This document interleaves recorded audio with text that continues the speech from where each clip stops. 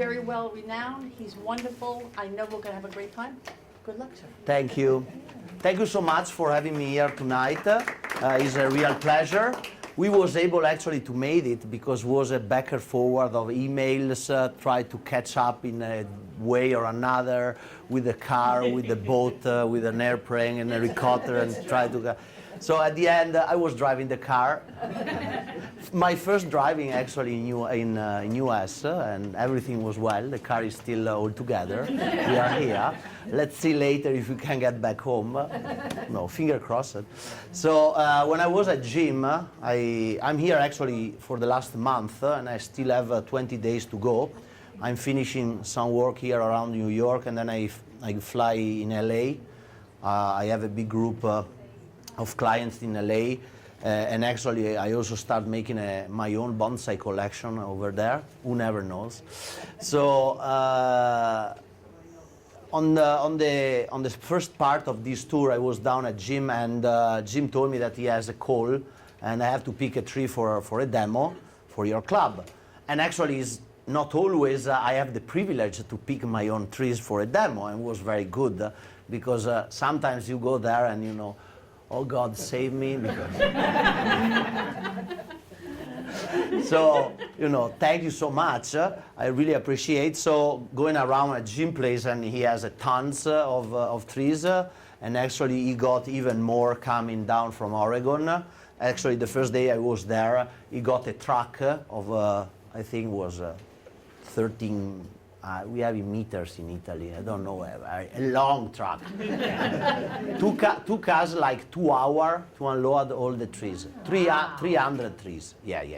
This one was a tree that he has already last year when I was there, so I wanted to be sure that the tree was really safe and established on the pot. Especially this variety is a fir. Fir is a little bit longer compared to a spruce to go back to earthy stage after the collecting. Spruces already, they start budding like crazy. A fir has to restore the energy and then bud back. So, for example, when you start seeing some back budding from the inner part of the branches, and obviously the outside needles are bigger than the inside one, so you can easily see from the needles that the tree was doing in nature. So probably this tree was growing in a pocket of rock for the last 100 and more years, when obviously he got good soil and he can expand the roots. It just changed the side, and actually probably these are last year, so already strong, and this year the shoot is ready to go with very big buds, so is a good period to work on the tree.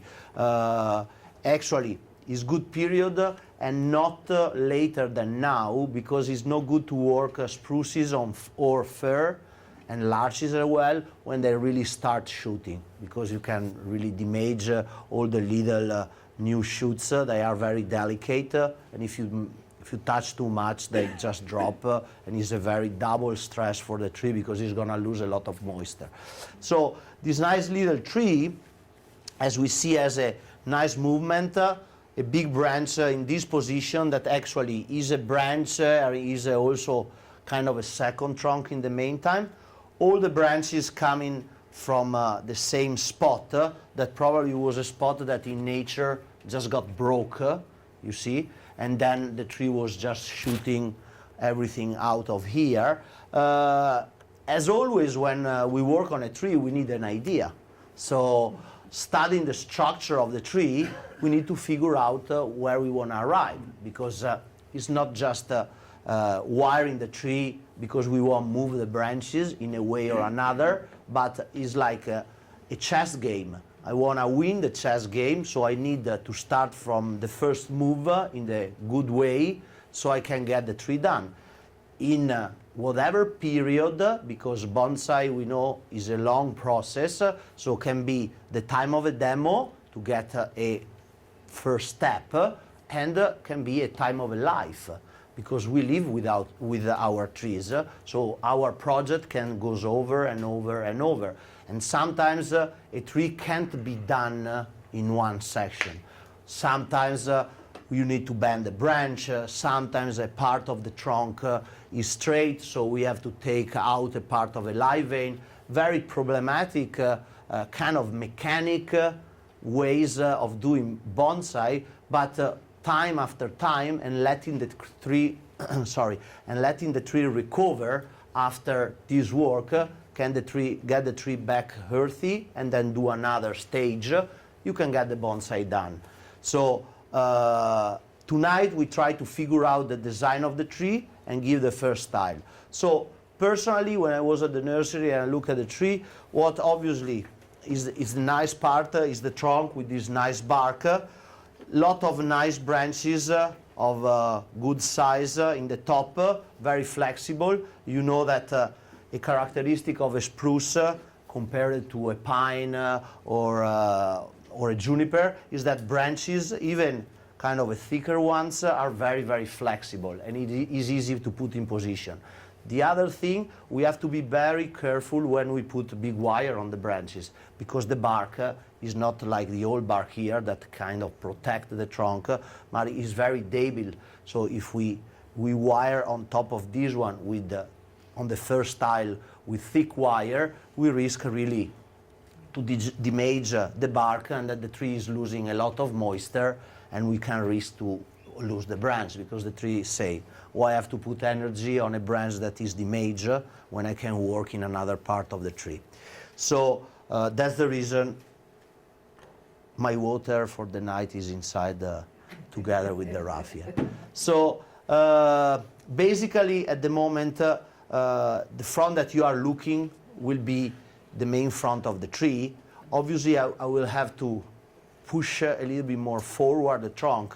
We know that one of the basic rule of bonsai is that the trunk has to come in your direction and not laying forward. Otherwise this gives you a sense of instability.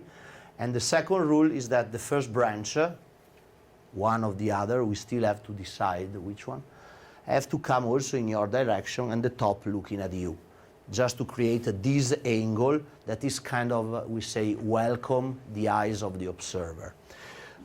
Personally, I consider this branch really oversized, according to the size of the tree. You see, is long, even more than the total height of the tree, is standing up, that we know for a conifer always the first branch has to go down, so is in a kind of a wrong position. And as I said, it's not a branch and also not a trunk. Sometimes we can make a double trunk even if the second trunk is starting a little bit up on the main one, but obviously we need to have a structure that gives us the chance to create a crown. So some branches, something that we can use as a lower branch, but here is just a V.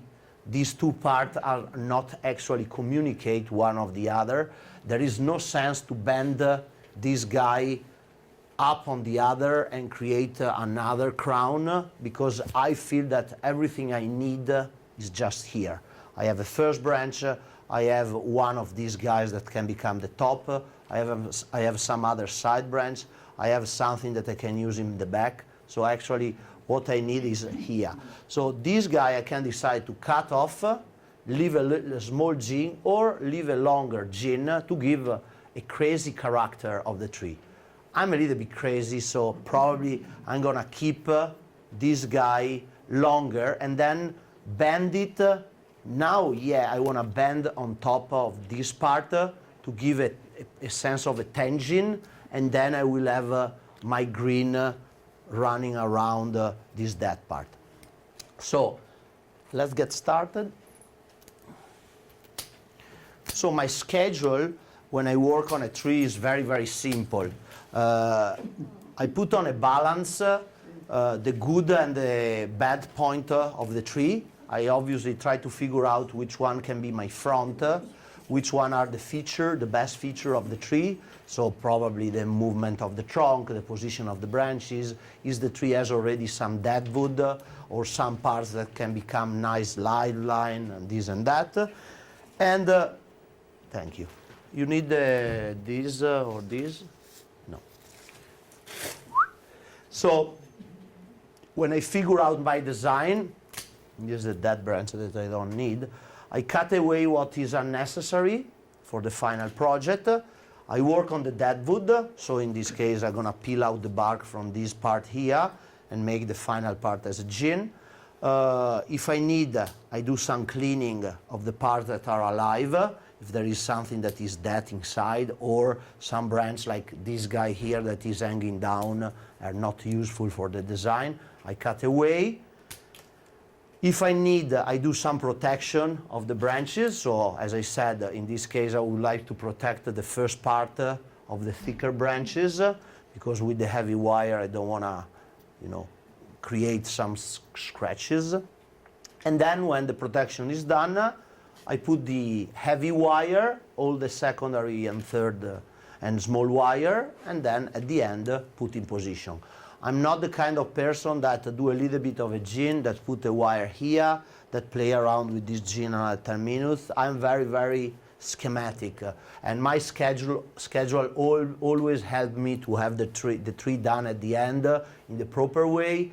And also, I feel that be very programmatic also help me in all the different stages to be very, very focused on what I'm doing. Because obviously, if I start doing a gin and then I move here and doing a wiring, then maybe I forget that I want to bend the gin, then I forget to wire the end of a branch. But if I divide my trees in actions, I know that finally I finish the action 1, I go to the second, third, and then the tree is done at the end. So now I have to do this gin. So I peel out the bark on the gin.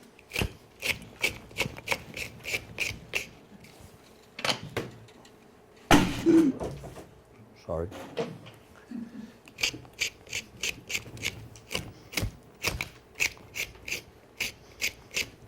I have this very simple tool that is kind of a potato peeler that make my work easy and fast. It's funny when I go do some workshop and I see people with the gym pliers doing this.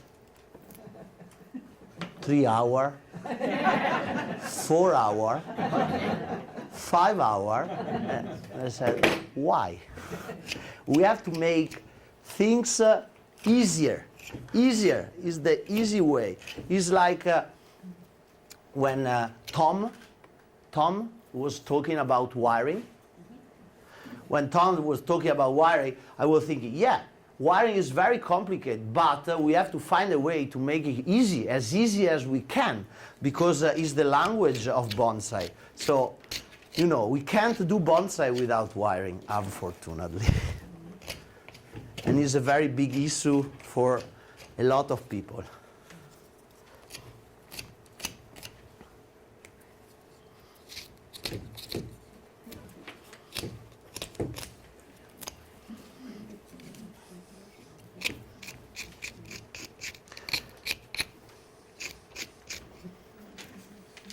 The good thing of creating a gin from a branch that actually is still alive, so the fiber of the branch are still moisture, is that thank you. The fiber of the branch are still moisture, is that if we put just a wire or just a guy wire, in a couple of weeks, then they dry out, they get already the position fixed. But even if, for example, this was a beautiful gin made in nature, but obviously for the design of the tree was in a wrong position, we still have the chance to move it. We have just to wrap around a towel for 2-3 days, so the wood can really suck water, and then using a little fire gun, the little ones, we can make the wood to boil, yes, become softer, and then bend it. Some people put around the aluminum foil, and then they put the water already hot into the wood. I feel if the wood is far away from the green, is okay.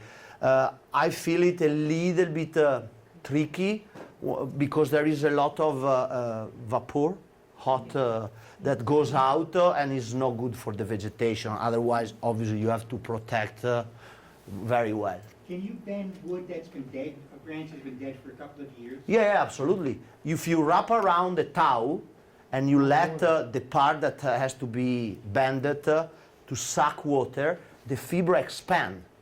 And then with the fire, you make actually that moisture to boil into the wood. And the wood become very easy bending. So yeah, it's kind of the process when they bend the wood to make boats or arch or piece of furniture. I was in architecture and in the design. So yeah, my carpenters were doing this every time. We build a big stairs using pieces of wood, flat, and they was bending them to give this wavy image of the, and they was all together. And they was doing with a machine blowing hot water and vapor on the wood, and in the meantime they have other kind of benders to put the pressure. And this wood, even if it was a couple of inches thick and like, I don't know, 9 feet long, they was able to bend. Yeah, yeah. You cut off the whole left. Oh, no. Thank God. Remember She doesn't like cutting branches. No, I don't cut these branches. I promise. No more, no more. But you know, I have to cut a branch, you know. It's kind of an addiction to me. I have to cut a branch. Yeah, I know. You got it, you got it. See, I'll just here a second, wait for somebody to break up the power tool for me. I'll leave.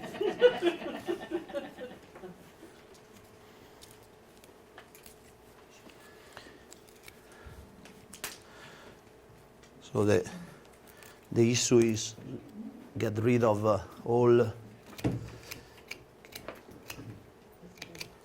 pieces of bark. I don't like when I see some gin that still have pieces of bark on, because my feeling is an old tree standing there in the mountain against wind, storms, water. You know, the deadwood is cleaned out. Only the hardwood stand to the time, but the bark is going. So if I want to really give that tree the sense of ancient, I feel that I need to clean the deadwood. You know, some people like to leave the first part with some bark. Personally, I prefer just to clean everything. So now, apart the base of the gin, everything is nice and clean. We can really see the line. Now that is a gin, and a lot of the visual weight of this part that is gave from the bark, that is brown obviously, and the green is out, so our eyes can focus directly to the green, and we have a really nice line up here. I still have to clean the base of the gin, so I'm going to use this bend blade that I can use to go inside. Trust me, Joe would never give me that. Trust me that. No, actually, this is a very useful tool, and you can find also here in US in some shops. Is a leather tool made in Switzerland. They made in 3 size, and is very. You can buy from woodcraft.com. Ah, my assistant said that you Mail can. by Switzerland spell, P-H-E-I-L, spell, Thank you. woodcraft.com. Woodcraft, God, thank you. Made So- in Switzerland. Just cut away the frontal part of the pot so we can really take out some more soil. I try not to make too much mess, but sometimes with bonsai is impossible.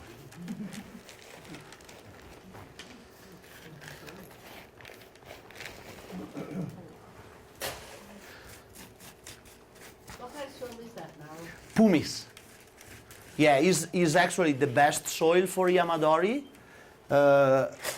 When I collect a lot of Yamadori in Europe, and this soil really help the tree to get a very early soil when it can develop a lot of roots just after collection, and this is the best thing for Yamadori. They need to develop roots, so if you put on a soil that has no much air, the roots really struggle to develop and the tree take longer to become earthy again. The good thing in bonsai is that if you use a soil that has no feeding in by itself, like pumice, akadama, lava rock, perlite, you are the one deciding what to give to the tree. So I want the tree to grow a lot, I give you more nitrogen. I want the tree to become more compact and make more buds, I use a different kind of fertilizer. But I'm the one deciding. If you just get dirt or part of dirt and stick in the pot, you are not able to control that. You know? So, for example, all my trees and the trees that I have in LA, for example, they are in pure akadama, the final trees. When they are finished, pure akadama. And when they are still material, they are in pumice or perlite, or actually in LA we put in a mix because it's very, very dry. So in pumice they tend to dry a lot and too fast. They are in a mix between a little bit of pumice, lava rock, because with the pore of the lava rock it can hold a little bit more moisture, and digi, decomposed granite, that also is a little bit stocky, so you can have a little bit more moisture. Basically this because most of the California juniper that we collect are big cutting. They don't have too many roots, so you have to really keep as much moisture as you can on the little roots that they have, because if they dry out, the tree, bye-bye. So now, as you see, I clean a little bit more the nebari. We have actually a nice nebari going down. The pot is very full of roots. The tree is very earthy. Now, I still have a little gin to clean in the back. Actually, was already that. He has only a little long branch there, that branch there. So I do the same thing.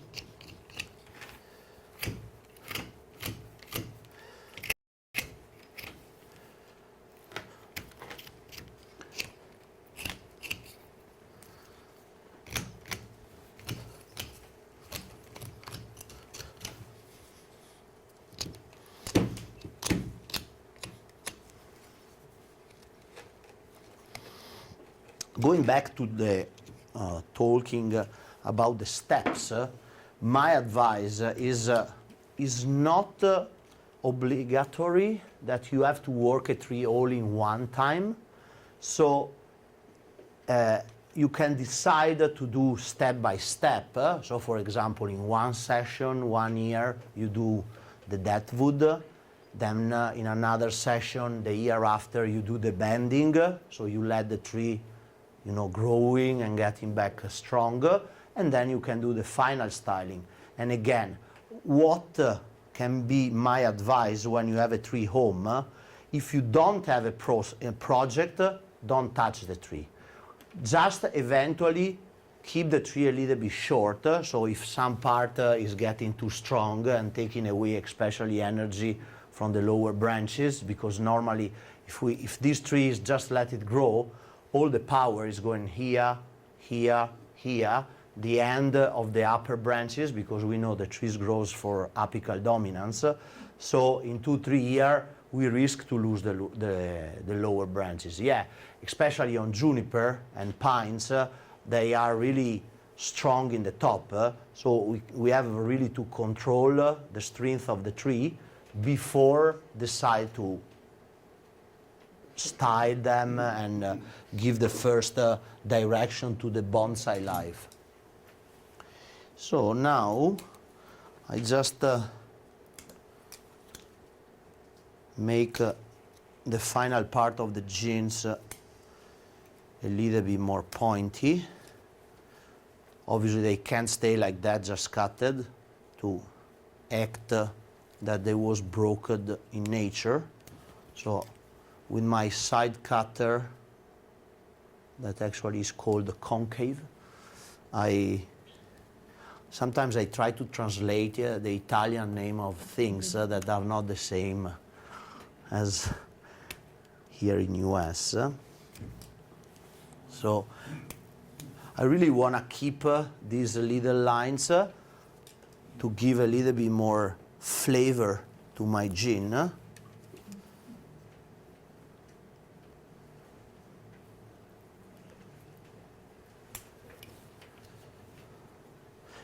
Any question? I like questions. Come You on. said that's a fir tree, right? Fir. Douglas fir. It's decorated. So I don't like shari, to make shari on firs or spruces. If they are natural, okay, but I feel that is a little bit too much going into the nice bark and open shari line. I prefer to see shari on juniper and eventually taxus, because when we have an old juniper with the nice red bark, we play with the contrast between the bark and the white part of the shari. On a spruce, you know, or a fir, there is not much contrast between, because we like to see this nice bark that is kind of gray and give already the sense that the tree is very old. So I prefer just to have some gin. Just clean a little bit this guy here.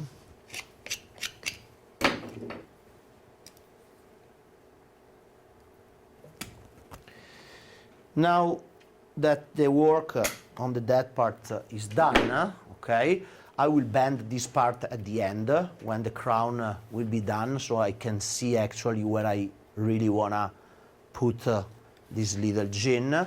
Now I need to protect the branches that I feel I have to wire a little bit strongly. So this one, this part and the first part of this, I'm gonna put some raffia. So basically, the fiber of the raffia that get moisture into the water is, first of all, a protection for the branch, because obviously we make a layer in between the bark and the wire. So it's already a band.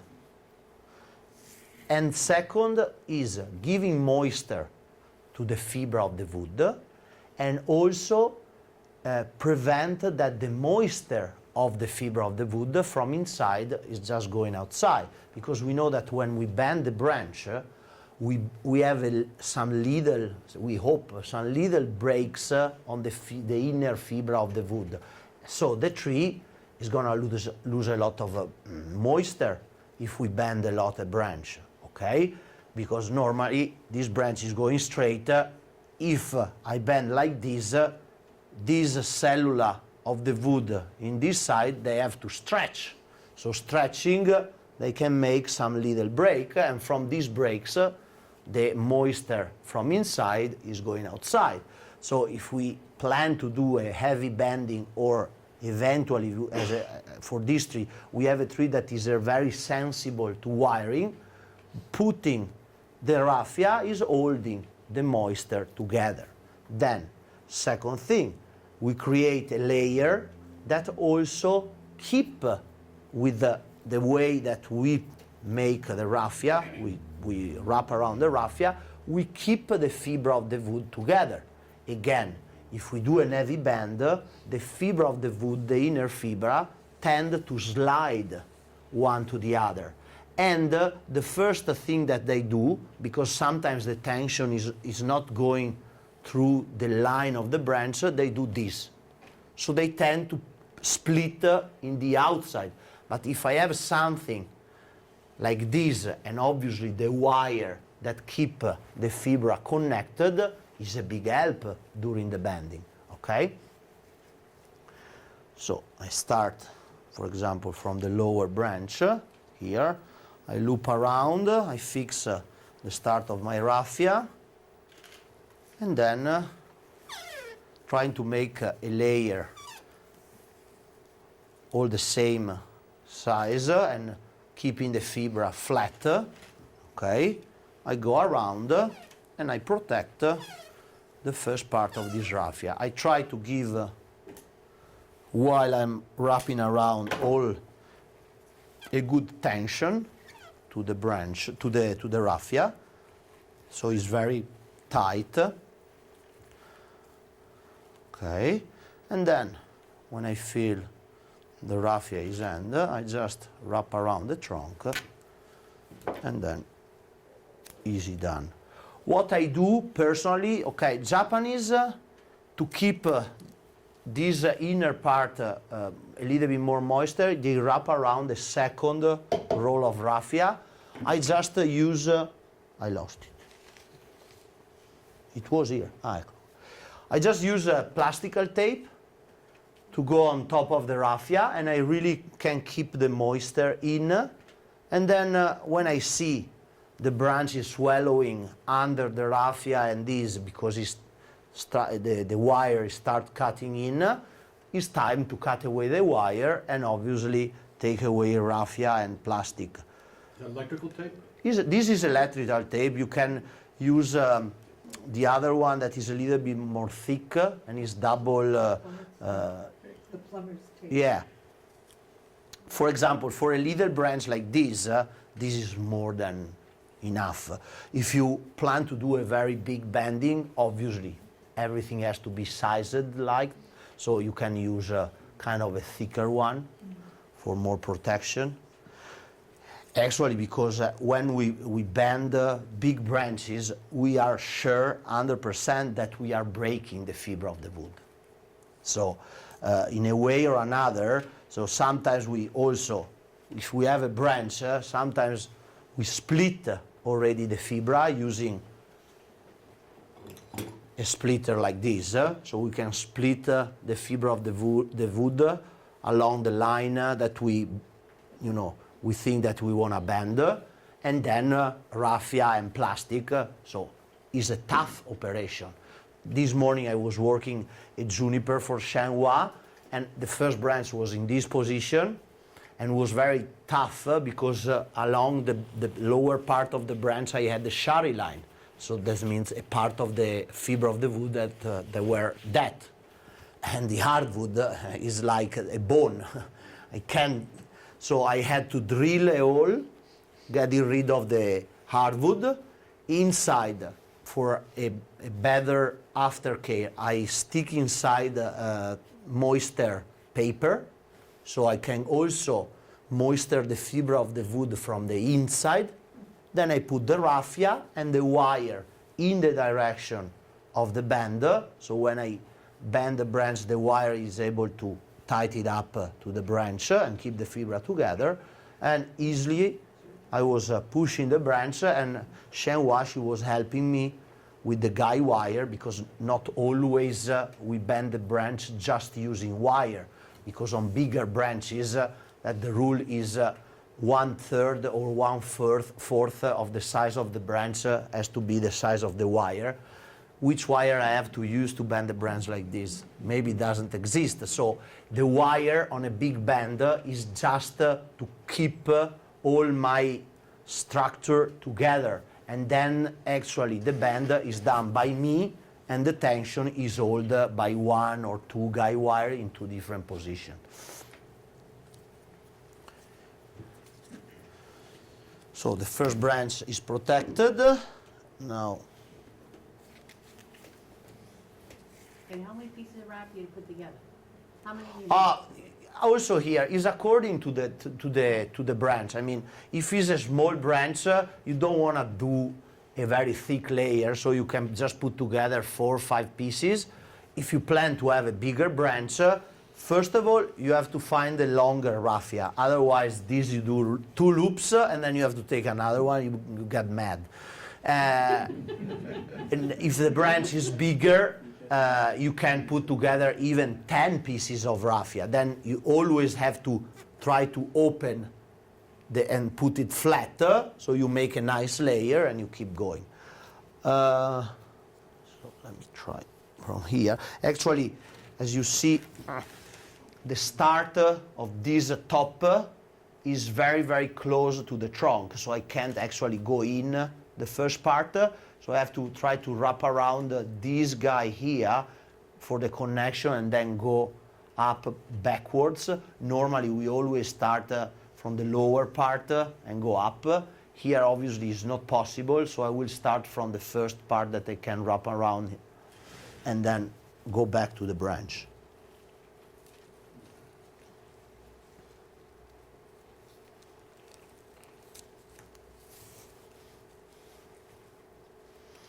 As you see, I always wrap around the raffia and then go with the first band to close the first part of my raffia, so I can have a very strong connection, and I don't risk that if I don't do that, the raffia is gonna unwire from my branch.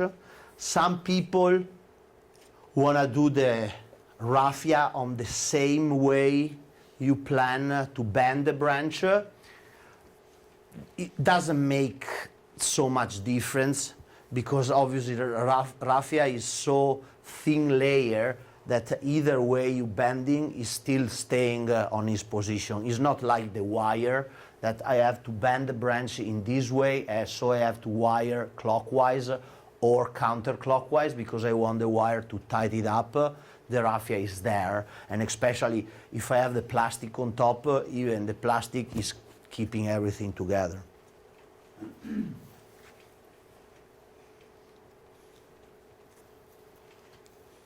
If fir has bendable branches or soft branches, does Yeah. it take longer to wire it in place? Keep the wire on?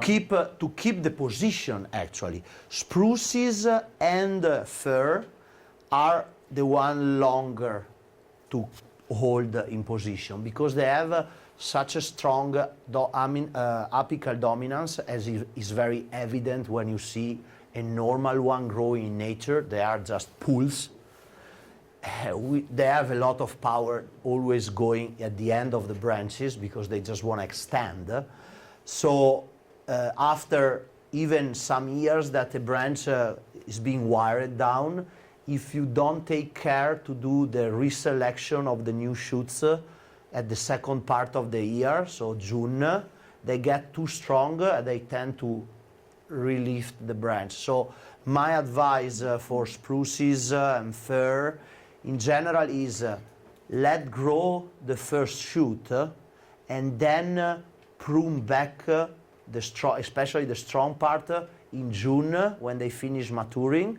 So the tree eventually is doing back budding and is not using that energy that he'll normally use to lift it up the branch, and he use that energy to become a little bit more compact because he's actually working in the fibra, the inner fibra, because he has to use that energy. We know that the tree has the energy inside. So for example, if on a larch we stop the first shooting in spring, that is the stronger one for the extension, so we let it just grow a couple of inches and then we break it, the tree is able to go back and reopen a certain amount of new buds and shoot from that buds. So if you want to make a larch more compact, that's the best way.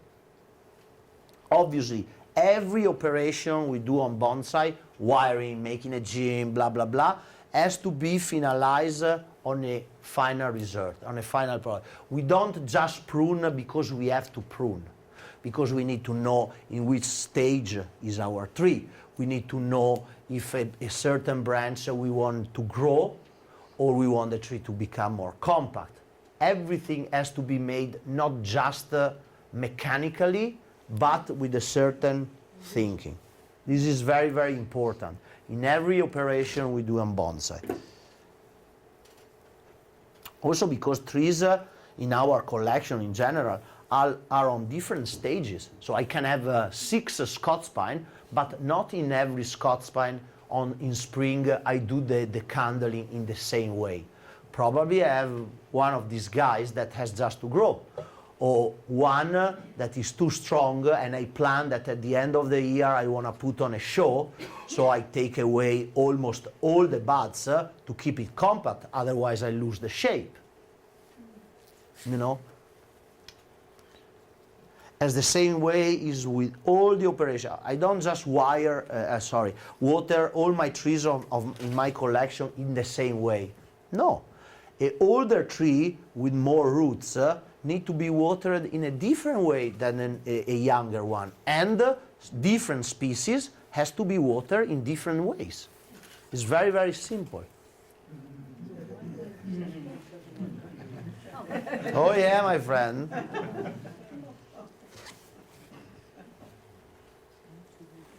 Do you have to keep the raffia moist in the beginning? No, it's staying moist alone. And actually, there is no way to go under the plastic and inject water in some crazy way. I don't know if you are a doctor, maybe you have some special technique. So on this part where the branch divide actually in two, I just divide my fibra so I can wrap around a little bit more the two parts.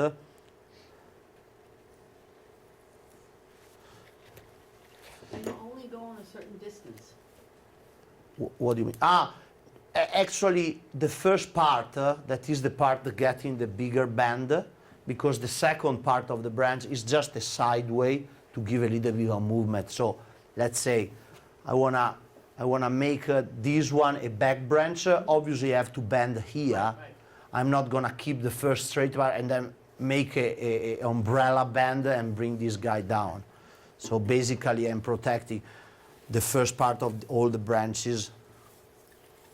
It's just a question of safety, you know. And take me like 5 minutes more, but can be a big difference for the tree, for the aftercare, obviously.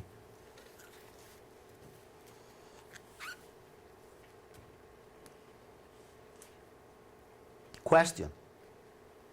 Come on. Normally there is always a person on a club that make million questions. Who is in this club? Who is?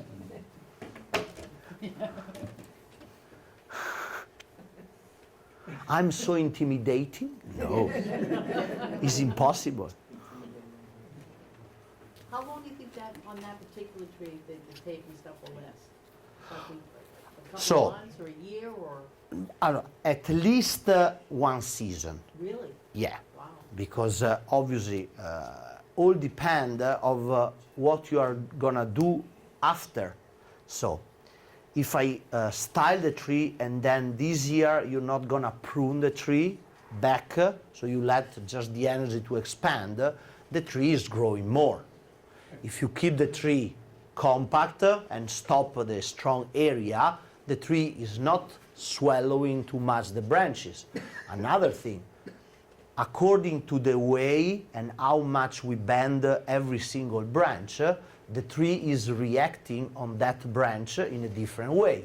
A branch that is bended more tend to swallow more than just one that we push down. Because, as I said, a big bend is more drastic and more breaky for the fiber of the wood. So the trees tend to put energy in more on that branch than another one. So we have always to keep an eye to our trees and see what's happened. And again, when we see a part of the tree that the wire is cutting in, we don't have to do the rookie mistake to cut away all the wire from the tree, because probably in some other part the wires that can stay longer, so the tree can actually hold the position. And it's not so bad that the wire cutting a little bit, because the same, we can fix the position of the branch. If we take away the wire too early, sometimes the branch is bling, according to the species, according to the way that we was growing the tree in that year.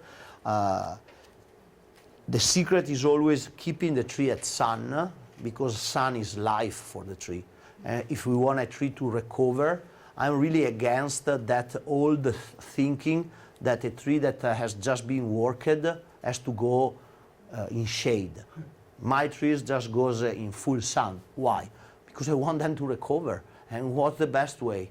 Is have as much moisture and sap running around the tree. If you put in shade, the tree is kind of slowing down. It's no good. So you have to put in sun, and obviously you have to know that probably you have to water a little bit more, because after a serious work, the tree is losing more moisture. Easy. If you know. So actually, all the first part of the branches are protected now, and now we do the funny part of the demo, that is the wiring. That, as he said, is a very tricky point for most of the bonsai people. Yeah, it's true, fortunately, and my feeling about wiring is that really wiring is the language of bonsai. If you are not able to wire a tree, we can't express ourselves. It's like for a painter, don't be able to put together yellow and green to make blue, or is something like that, I think. I knew I got wrong, but I'm not a painter, so it's an excuse. So, you know, it's the same thing, because to be able to make our project, we need to know how I have to bend this branch. And if I don't know how to wire, this branch will be always straight, probably. Even if I can put a guy wire and push down, will be always look ugly. But if I'm actually able to bend the branch in the direction as I want, do that in safety, because I know that I have to wire clockwise or counterclockwise according to the direction, that branch is gonna get the wire, be safe, become a beautiful branch with movement, and the tree will be a million times better. So, basically, my first rule when I have to approach on the wiring work is, according to the size of the branch, pick the right size of the wire. This is the first move, because obviously if I do like one of the guys who came in LA to do a workshop with me, that I said, are you able to wire? Are you ready? Sure. I'm the best wire you have ever seen. Perfect. I'm with you. So I goes around looking at the other people, I go back, and he was wiring a branch like this with the same size of wire. I said, maybe something is wrong with the idea he has about wiring. And he said, no, my master told me the first styling, you have to put the wire 101 to the side of the branch. And I said, give me the number of your bonsai master. I call him. If it's true, you can do as you want. He said, no, I do your way. I do.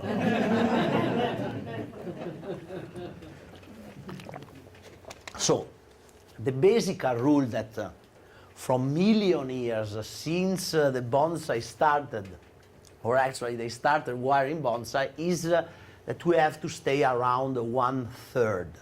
So the wire has to be 1/3 of the diameter of the branch. Actually, in the last years that most of the wire from aluminum moved to copper, that is stronger than aluminum, this rule changed to 1/4, because the copper wire is stronger. Okay, so we can use a smaller size of copper for the same size of aluminum that we had to use before. So actually this is a good thing, because we have to save a lot of stress on the tree, having less size of wire in.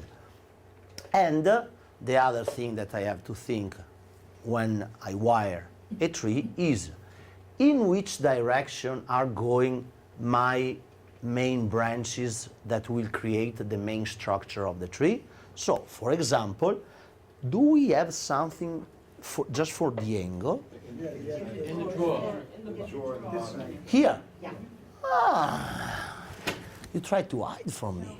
You did? There's a drum.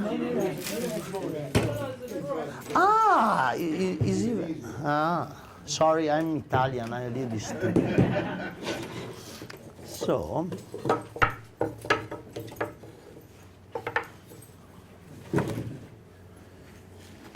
as I said, I wanna put the tree a little bit more forward, so I have to make this guy standing up a little bit. And we know that this is my first branch, so actually if I can make a little sketch.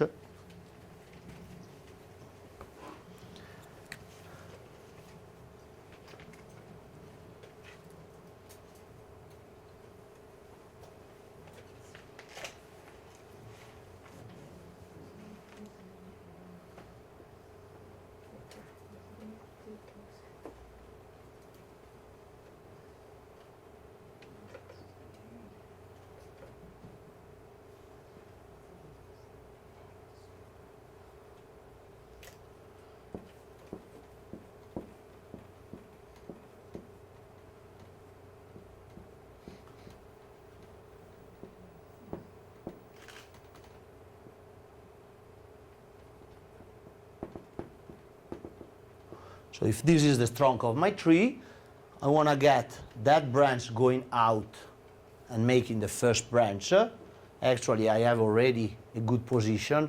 Eventually, that first branch is already too much forward. So what I have to do is push the branch a little bit back and then get back forward with the last part of the branch.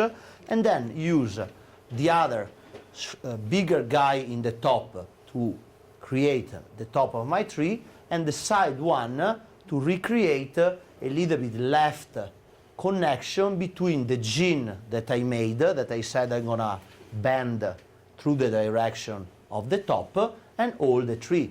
Because I like the trees that are kind of dynamic, so if my visual direction is this one, that is always the direction that the first branch give to the tree, I want also the visual weight of the apex to look in the same direction of the branch, and also I don't want a gene in this position that is kind of distracting me to look to the composition. So I am gonna also bend the gene to be in the same direction. So now that you say yes, let's do it. So if I know that this branch has to come a little bit back, I can't wire clockwise, because clockwise is pushing the branch there. I have to wire counterclockwise. So this means, because my wire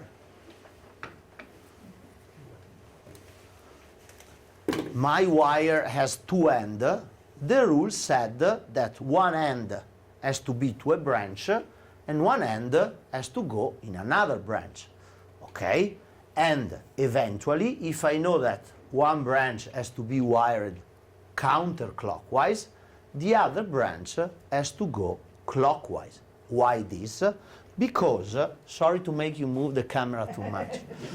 No problem.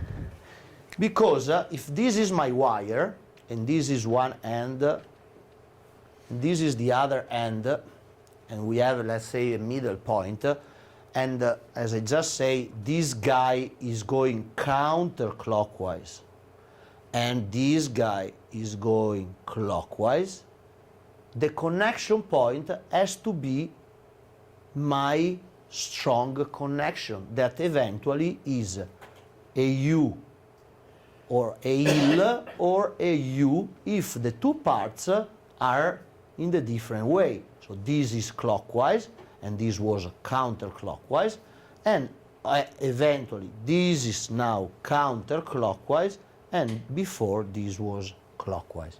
So we have only two positions. So we are trying, when we wire the first structure of the tree, you don't consider this rule when you wire the branches, obviously that has already a main wire that is my leader. But when you start for the structure of the tree, you have to think about this. So let's see what's happened if I'm gonna wire this guy counterclockwise with this guy clockwise. So this guy counterclockwise, I push back, and this guy clockwise, I can use to lift it. That is something very important. because now it's two laying down. So if I wire also this guy counterclockwise, the counterclockwise is pushing in this direction. But if I wire this guy clockwise, I can lift it up. I'm always thinking on the first part of the branch, obviously, because it's the strongest one. Moving this in a side or another with the wire clockwise or counterclockwise is easy, but it's here when I want my wire to be very, very strong. So I know how I want to wire. I need a wire that actually is making the work.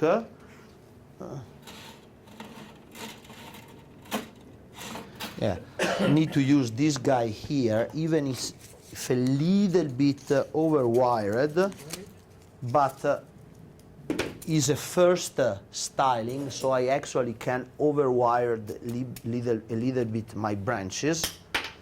Let's cut away this part bended.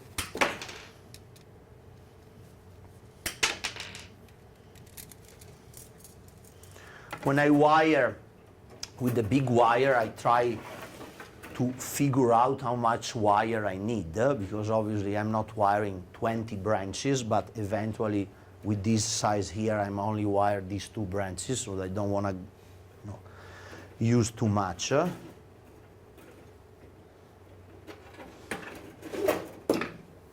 Then, according to what I said, I have to wire clockwise or counterclockwise one branch and make my famous U. Okay? So, if I make my U here, this guy that is going up will be counterclockwise and this one will be clockwise. That is something that I don't want. So, the second option is to start in this position. So, this guy is going to be counterclockwise, and wrapping around and starting from here, this guy will be clockwise. So easy. So,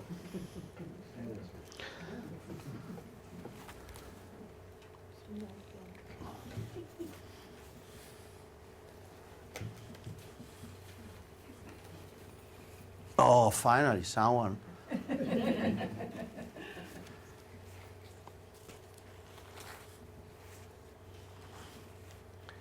I don't want to arrive very, very high with my big wire, because if I run this guy too much in this area, it will be too much oversized compared to the branch. And when will be, thank you, and when will be the time to move this part of the branch, having a wire like this is kind of working against me, not helping me. That's the reason I stop the wire here, because I can always rebuild a connection with an inner branch to have the right size of wire. So normally when I wire with the big wire, I try to stop the wire underneath the branch and cut it, so I actually don't see the cut of the wire. Here the same, I run up. I have this inner branch, so I can just create with 1.5 loop in this area the connection. I never stop the wire before, because otherwise if I have to wire these 2 guys together, I risk to not have a connection between this wire and this one. But if I have a couple of loops, or actually one good loop, I can be able to fix the connection between branch and branch. Okay? So it's easy to see that now this branch that has the wire counterclockwise, the wire is pushing the branch 90 degrees according to the angle that I wired the branch. So he correctly said that the angle and the steps are the most important thing when we wire. We don't want to wire too short, because otherwise we create a spring that when we do this, it's gonna bump away. And also we don't want to wire too long, otherwise the wire will be too weak to push my branch, okay? So let's already push a little bit the branch back, okay? Now what we have? We have still this guy here that is a little bit oversized compared to all the rest of the branches, okay? So probably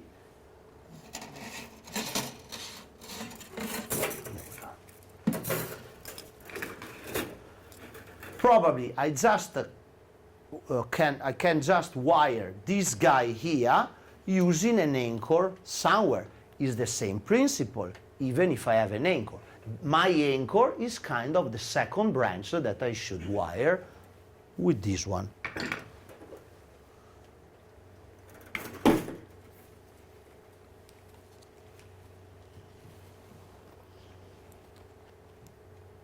Let me do this.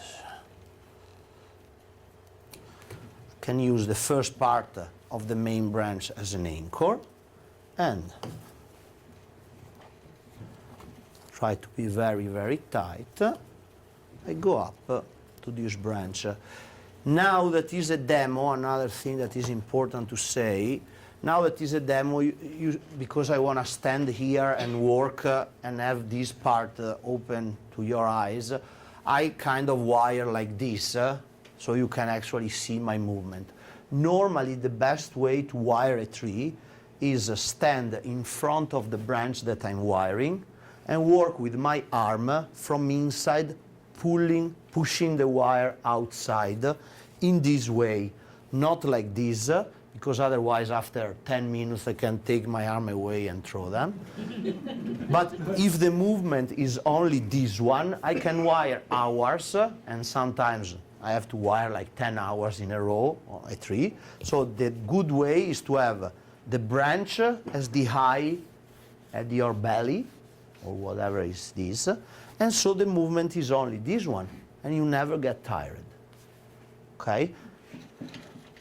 Also, if you stand in front of the branch, you have the perfect visual control on steps and angle.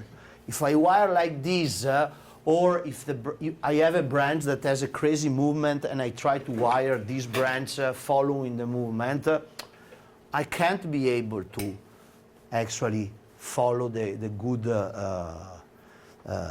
steps and good angle that I have to make, okay? So now, as you see, I'm dividing the main system of my tree into little systems, okay? And easy, now I'm using the technique of the size, so I mean I start with the bigger size of the wire, and then I go smaller, and now I'm gonna go smaller, until I just have to wire all these little guys. So actually, when I wire a tree for the first time, so I have to create a structure, I use this technique.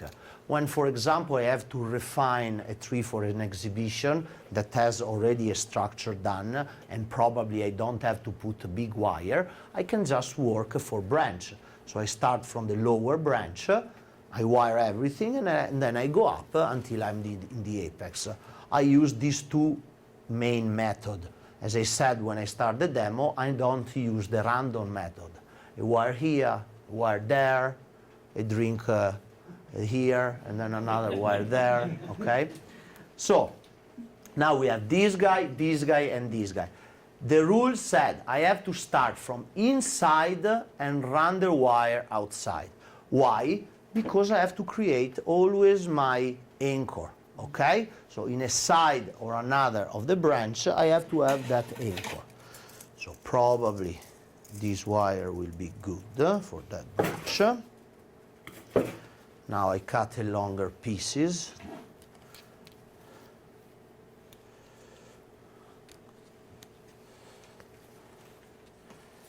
And what does the anchor help you do? The anchor is holding the tension. And as you see, when I wire and I start wire two branches, I always anchor in the strongest part of the branch or the trunk, and then I go to the branch. I never start wiring this branch without having this anchor. Why? Because all the tension I'm giving to the branch wiring is not able to be held here, and I risk to damage the first part of the branch.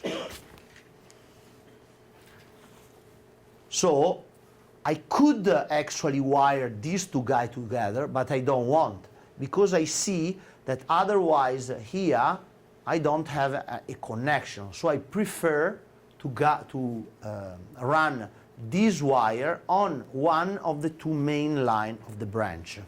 Okay? So your wiring will be very, very efficient if while you're doing one line, you already know where will be the next one. Okay?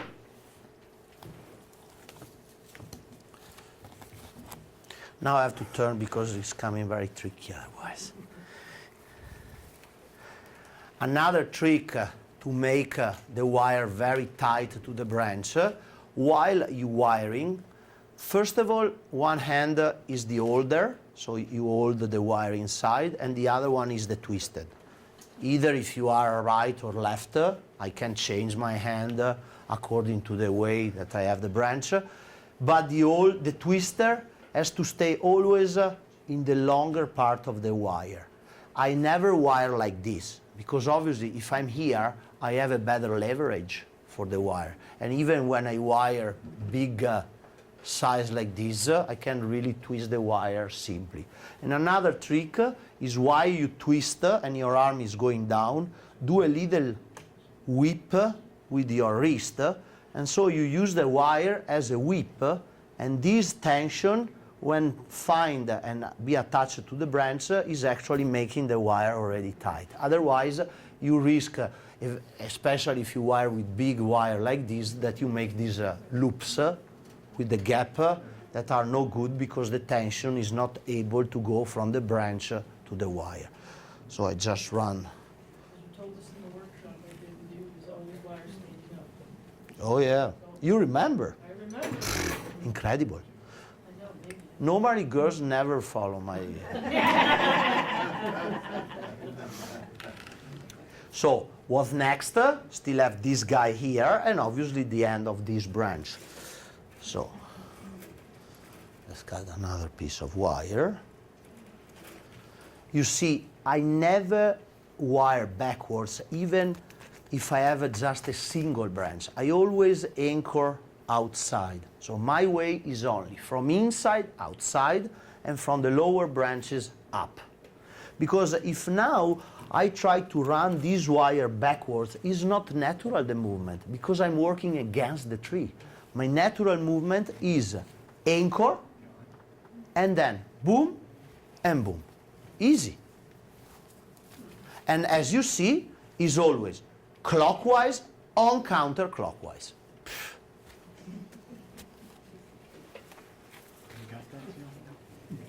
How many thousands of trees have you done? Also. Yeah, but you know, it's a technique. When you get the technique, you never miss again. The problem is if you get a bad habit, will be very, very difficult to get rid of that bad habit. That's the thing. Okay, so I just create my anchor and my wire is there. Now, I'm gonna wire this hand. So, for example, on that part of the tree, because the two parts that I wanna wire are a little different on size, I can a little bit overwire this guy here. So I always start in the same way. And that's not going to hurt the thinner branch? If it's Mauro wiring, no. No, if you are very careful, obviously, it's not a problem. You see, the trick is always the same. You have not to push the wire against the branch, but you have to twist the wire. Because, you know, eventually, also a small branch can be perfectly wired with the big guy if I'm doing the work correctly. But if I do the mistake that most of the people do, that they are pushing the branch against the wire like this, actually you are wiring the branch on the wire when it's oversized a little bit.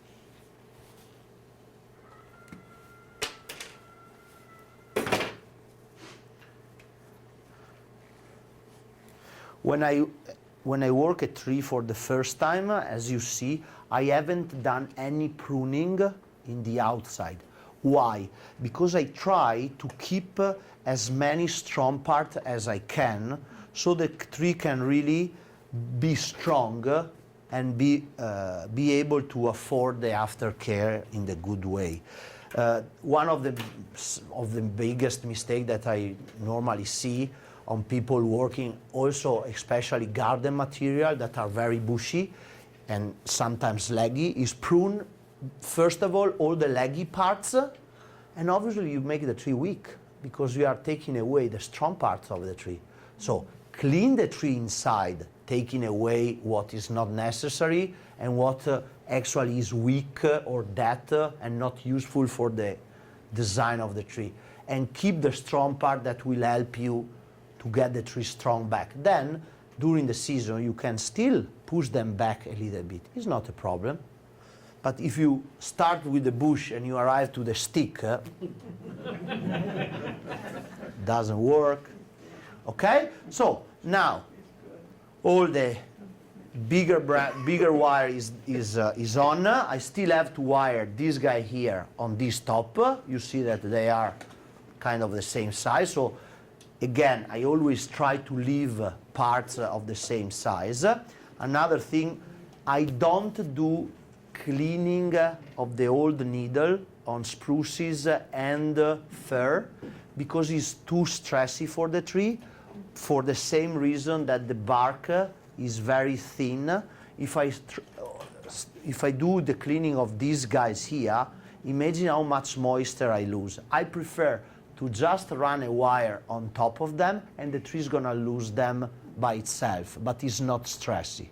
It's not like a pine where the old needle are already loose a little bit, and eventually if you have to take away some of the new one, you have just to cut and leave the little cuticola, and then the tree is gonna dry out the cuticola and leave it.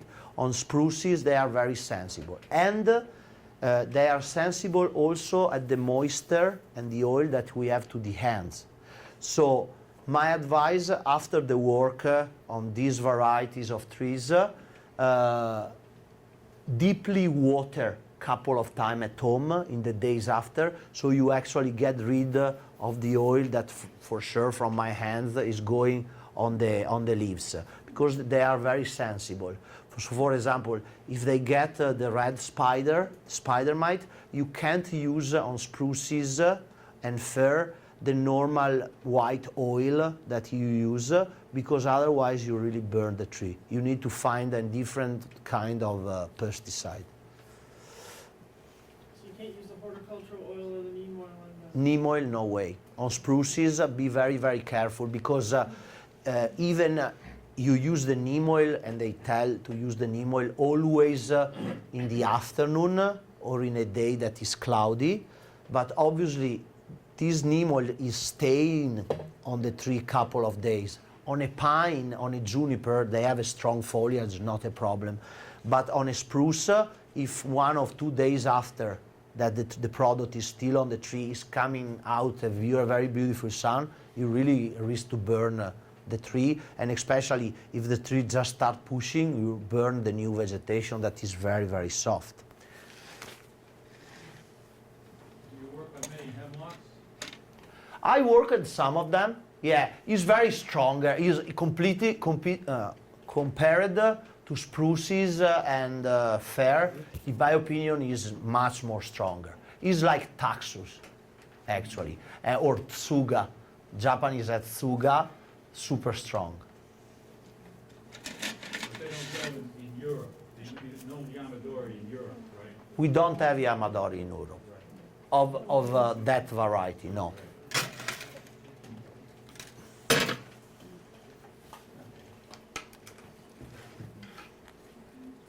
Okay, Mauro, I'll ask a question. What's Yamadori? Yamadori is the tree collected from the mountain. Oh. Yama in Japanese is mountain. So for example, Fuji is a Yama. Yeah.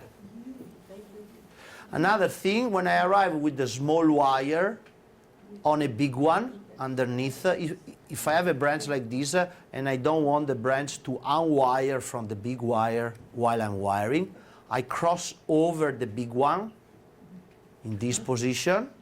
This is the only cross you can do. Okay? And then you keep going, because you fix and you anchor the two guys. Otherwise, when I manage the last part of the small branch, I can risk to unwire from the big one. What happens if you do end up crossing wires?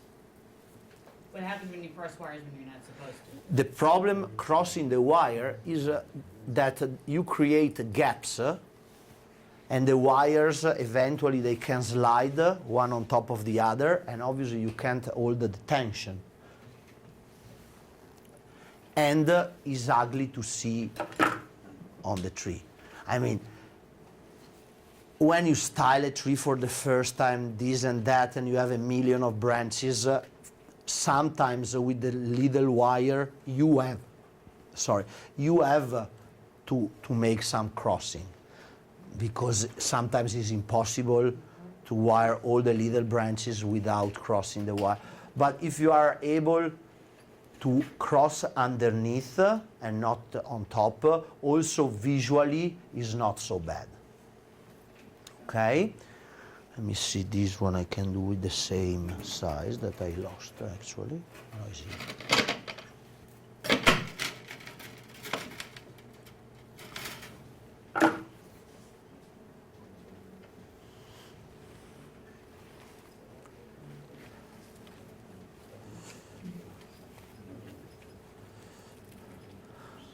So you see that when I'm wiring, either way, if it's left or right, I can use and change my hands. So this the wiring become a little bit faster. And then now you will see that when I finish doing all what I call the preparation wiring, that is wire all the biggest line of the tree, and then now I have only to wire the actually two smaller size that are these and the little guys. So can get rid of my big wire. Actually, let me do the good work and put that back. Otherwise, you will be mad on me.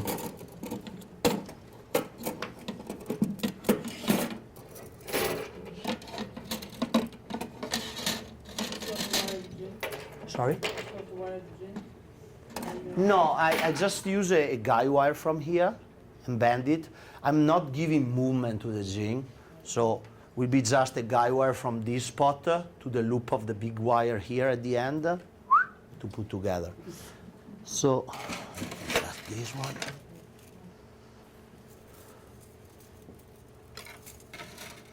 These are mixed.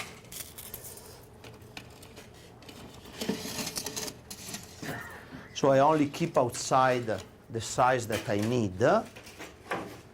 What I normally do when I do the fine wire on the tree, I use a little scissor like this that I can hold in my hand and just keep wiring and cutting. So I don't have every time to pick up my wire cutter. That obviously is important when I do the big wiring, but now I can really wire everything. So I restart from the lower branch. I move my other branch away so I can really focus on this branch. I always use the same rule, inside, outside, so I still have to wire a little, that's the biggest size of the smallest branches with this guy here. So I wire these two together, and then will be only small wiring.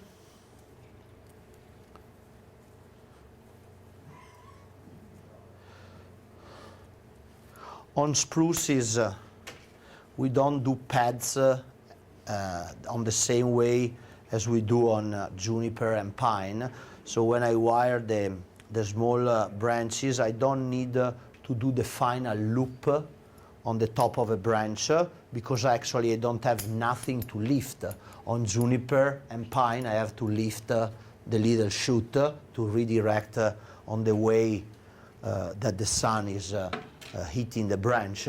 For spruces, larches, is only creating a flat pad because like taxus, they have the sideway needle that they have to get the light. So now it's just a question of get everything wired. And you wire every branch because, I wire every branch because obviously I need to give the tree a shape and have fine lines to appreciate. When you wire two branches, do you always wire one clockwise and the other one counterclockwise? Yeah, I As a try. rule. I try, yeah. Okay. I tell you an easy way Yeah. to, is a secret, so keep for yourself. So if I have a wire, Turn along with right and turn along with the left. sorry again, When you do two branches, you turn clockwise with one the right hand and then counterclockwise with the left hand. exactly. It's easier.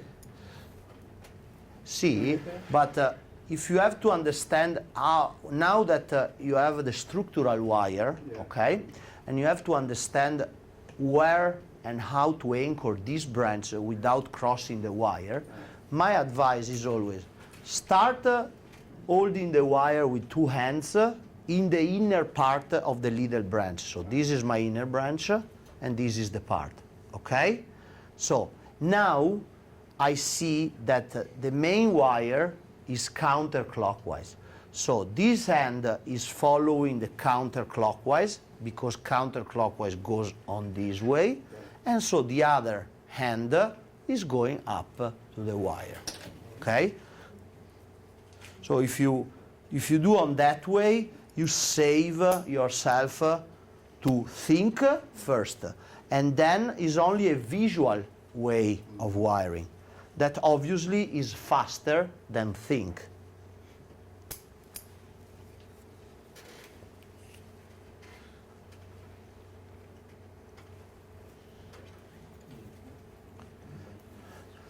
I also don't need on some of the branches to arrive really at the end, because when I feel that the branch is actually standing flat because the last part is strong, I can just stop my wire so I can save some wiring and save some stress to my branch.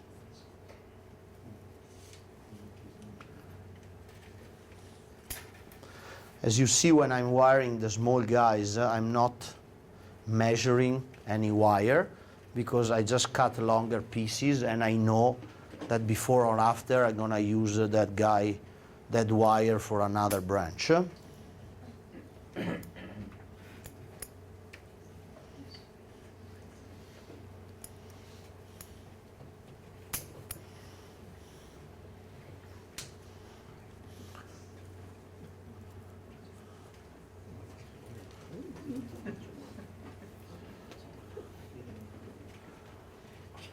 I try to make the wiring as fast as I can, so I know it's the boring part of the demo, but unfortunately has to be done. I wonder how many, oh. Yes,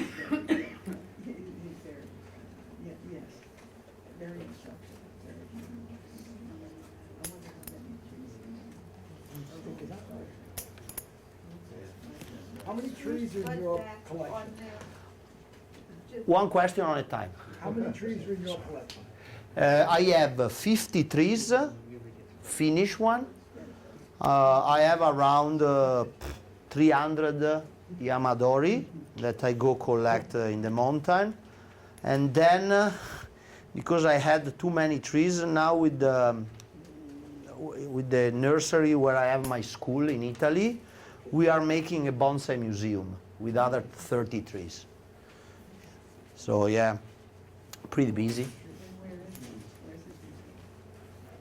and where in Italy is your school? where close where I live is the name of the town is Marostica. Is an old medieval town with a beautiful castle, and yeah, is actually where we started with the group of people, and we make this school like 5 years ago, because normally I was working at home, and then they started asking me to do workshop there, and so we decided to make the school. Is that where your museum is?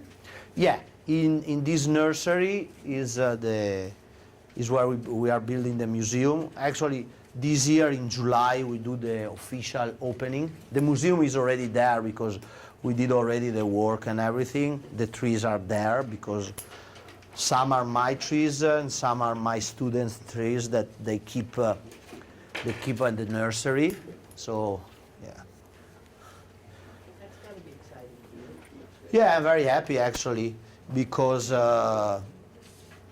you know, I make a lot of trees for myself because I love to do trees, but obviously at home I don't have too much space, so I started keeping some of the trees on the nursery because the guys can take care of them, and you know, I also sell trees, but sometimes when you make a tree you feel that will be difficult to find a same quality one, so on some of them I don't really want to sell, so that was the only way to be able to keep them.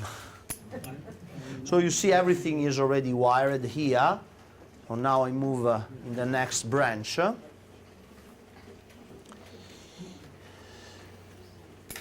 do spruce bud back on there? A lot. Spruces, fir, they are very easy to bud back, especially because, as we said, they have a very thin bark. So when the bark is exposed to the light and the tree is very strong and get pruned on the strongest part, is really able to bud back and is the best way to create a nice full pads. Do they bud back on their own like that, or do you have to do anything special? No, you can prune. So for example, on some of these branches there are,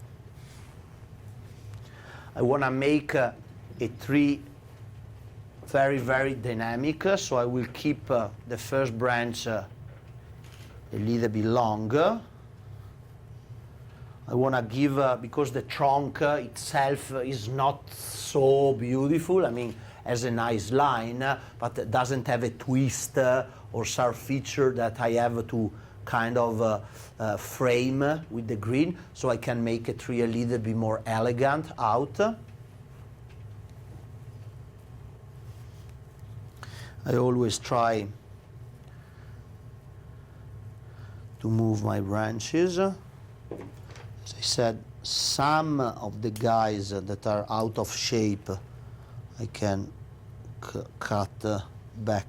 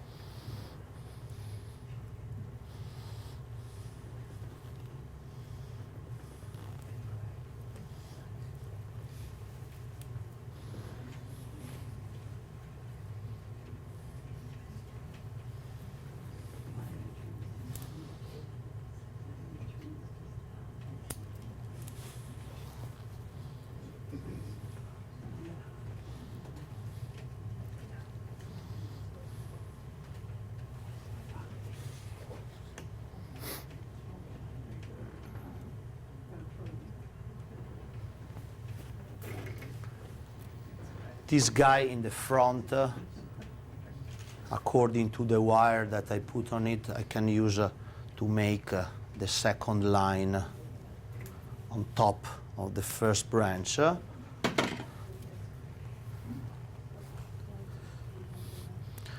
So having this part of green in this position can make and help me on the communication between the lower branch and the top. Actually, this branch is very, very strong, so I can also a little bit prune the last part. Create my pad.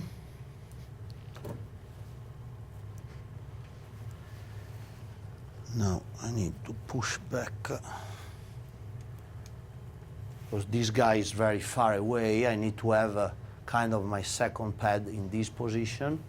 So this I can use for the back, and I can push all the branch back and come forward.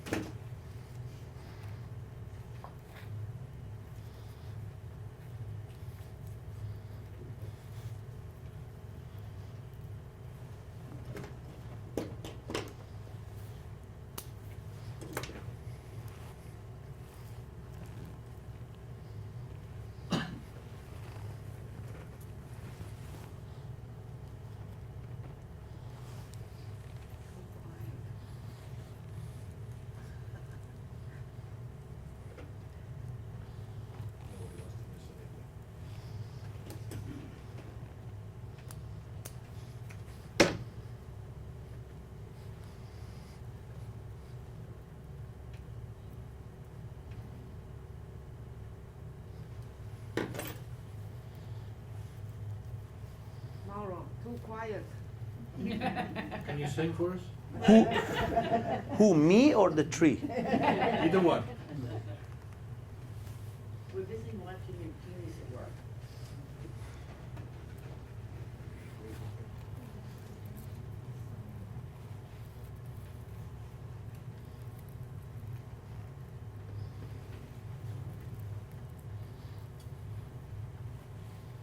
What kind of pot will you put your tree in?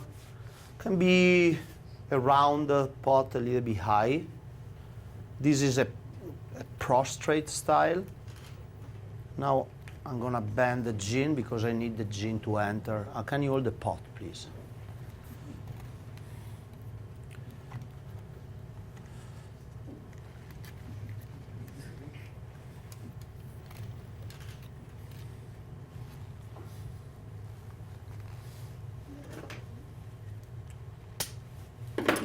Put anything to preserve it or Preserve the gin. gin, yeah. When the gin will dry out, you just have to give the some lime sulfur on it, and it will be perfect. How long will it take to dry out? Couple of weeks.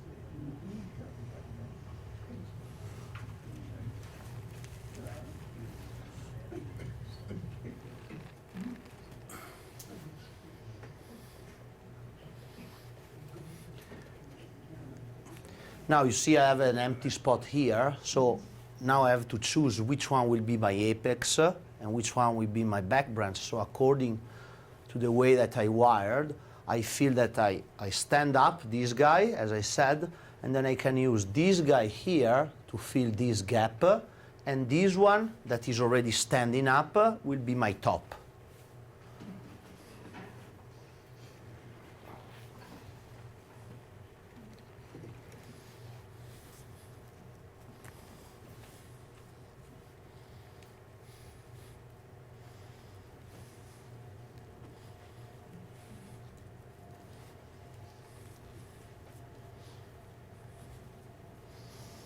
So what we have to obtain, especially from a first styling, is that all the branches get a nice amount of light, We don't have to have branches shading other branches.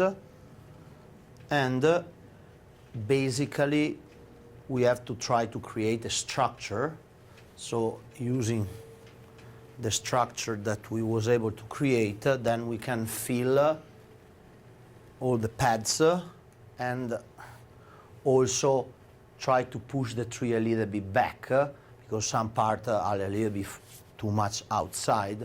But as I said, I want to keep them to get the tree strong. So as you see, even when I trick around the branch like this, I try always to play with the way that the branch was wired, so I can have the wire working with me and to put the branch in position, especially the top. I have to bend it because I need to short it, and in the meantime I forget to wire a little branch, and in the meantime I need to create the top of my triangle.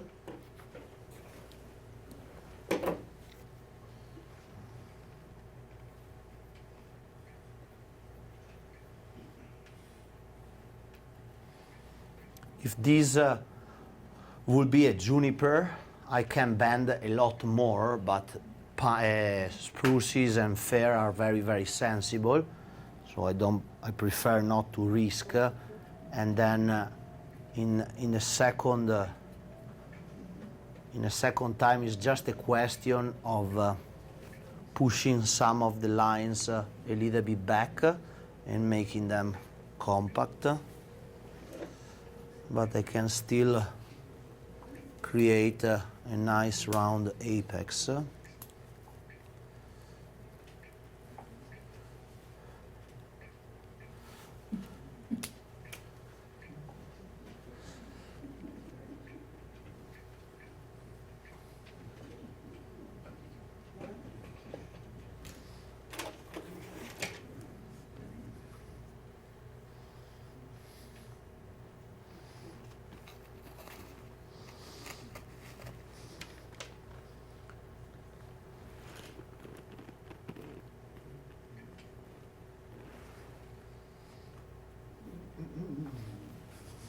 Now with spruce, do you have to curl the ends up?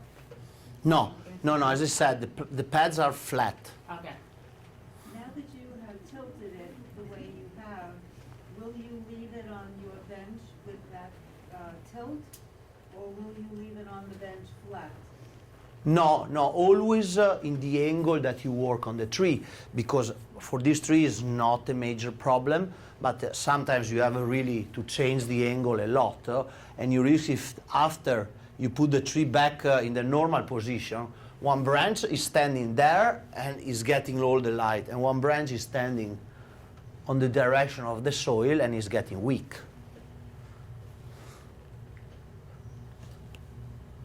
Would you recommend repositioning it in a pot this time of year?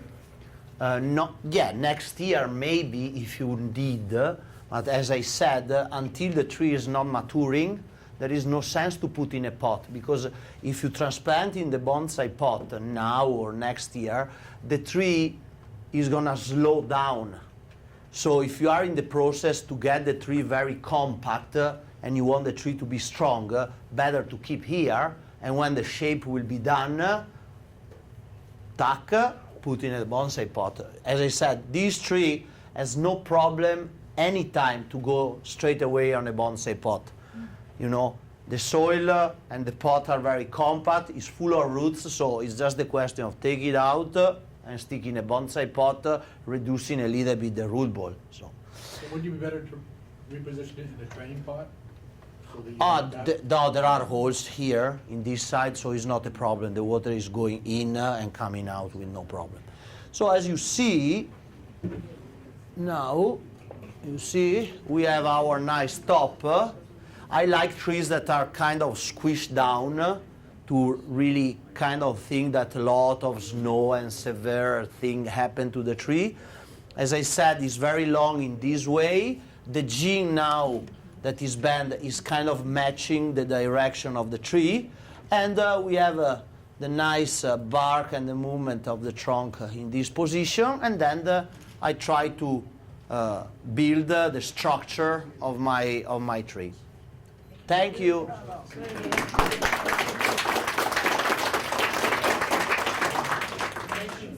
Needle, they are actually calling energy. The tree is able to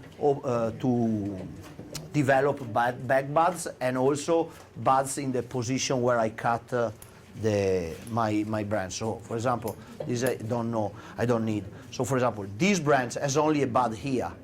But if I start pruning here, these needles are calling energy. The tree probably is going to make other buds here if it's strong, obviously. If you do this on a weak tree, you risk to kill it or eventually to lose a lot of branches. So would you suggest feeding that tree now? Absolutely. Absolutely.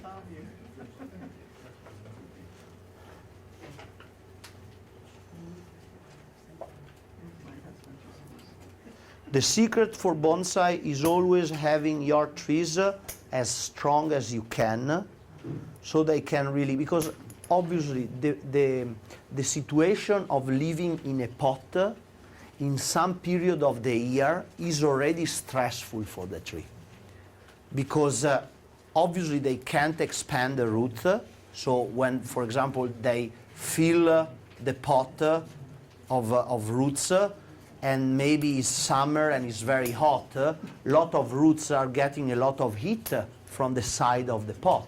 So that's a stressy situation for your tree. But if the tree is strong, is not going to have any problem with that. But if you have a weak tree, then you risk that the tree start losing some branches, or it get attacked by fungi, or it get attacked by some kind of animals. And you know, when a tree is old, a long time in a pot with good branches and good structure, it's very annoying to lose a branch because you get a spider mite or even worse, other things, you know. No problem.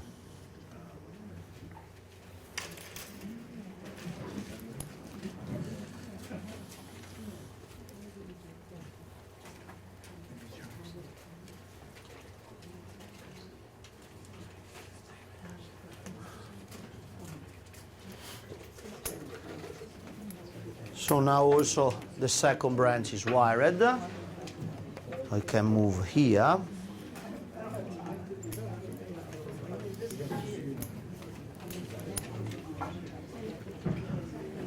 How much time I have? Now, I have a question. What would you transplant that now? I mean, put it in a pot. So we stay, is always the same thing about stress. So a tree that has got a first styling and already... Excuse me.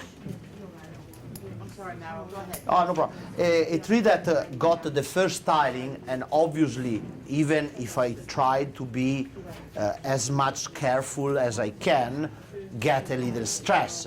So if in the meantime I also repot this tree, I give a stress to the green and in the meantime also to the roots, and it's no good. So my advice is that this tree can be repotted 1-2 years, but eventually the root ball is very good, the tree is here in a good soil, you can feed the tree easy, there are no issue about repotting before the tree is start maturing. So you can keep the tree in this pot with no problem, and eventually in 2-3 years when you already have removed the big wire on the tree and the tree will be a little bit more mature, try to find a nice pot and put in the pot. Sometimes on some trees we have to work on the root. We have to work on the roots, and in the meantime try to work on the green, because probably they have a big roots that we have to cut, or sometimes the roots are only in one side of the tree, and we have to make the roots coming out also in other sides. So we have to repot them before the final positioning pot, but is not the case of this guy here.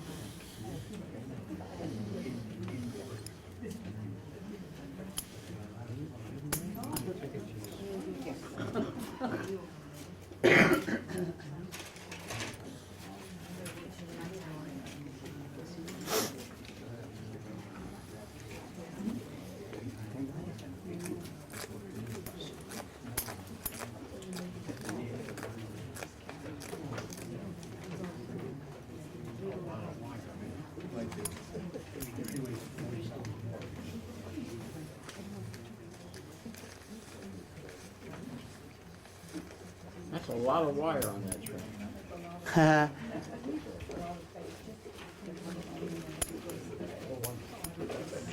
I gotta get rid of it. Thank you.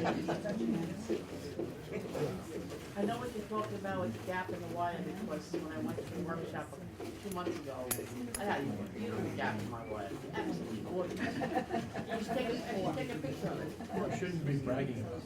Hey, it is what it is, you know me better than that. I never said I knew what I was doing, ever. I tried.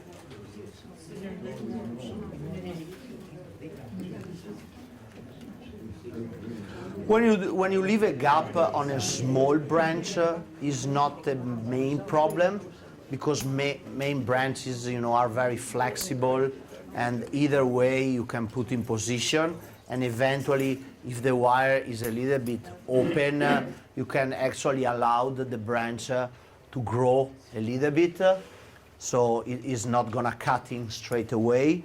But obviously on the big lines that are the structural line of the tree, is good that the wire is very, very tight. Otherwise, will be really a pain to try to put them in position, and also is absolutely not safe for the tree. Yeah, why did you pick the front that you did? Why? Yes. Because I feel that the tree actually is coming in my direction, make this curve. I don't like the tree, because here from the Nevari, the tree is really pointing on you. Even if I stand it up, would be always a little bit awkward. And also you see the difference between the bark here and the bark on this side. This bark is better, because probably the tree in nature was more exposed on the climate in this part. And I don't, and I don't like to have in the front this elbow, that actually is an elbow that is pointing on me, is a little bit not so much nice. It's better to have branches that come from behind and then come in the front. You will see I always try to create an angle between the branches and the trunk. So actually you see this part of the branch, and then having this angle you can visually shorten the branch, obviously. But if you have a branch like this, this is not nice against you. So I'm almost on top. I'm finishing this branch here.